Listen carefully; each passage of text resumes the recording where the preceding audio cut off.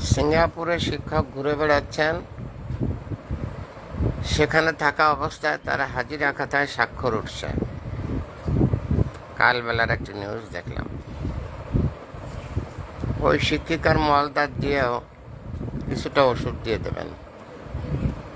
দুর্নীতি, দুর্নীতি, দুর্নীতি। সিঙ্গাপুরে ঘুরে বেড়াচ্ছেন আর হাজিরা খাতায় উঠছে স্বাক্ষর। কালবেলা নিউজ। ঘটনাটার যদি 100% সত্য হয়, তাহলে ওই মহিলার মলদার দিয়ে কিছুটা ওষুধ ঢুকিয়ে দেবেন। থ্যাংকস এ লট, ভ্যারেল স্যার। ওই শিক্ষয়িত্রীর মোবাইল কন্ট্যাক্ট নং 01935204804। এটা আমার বিকাশের নাম্বার। আমি একটি বিনা বেতনের পারিবারিক পাঠশালার শিক্ষক। Thanks lot.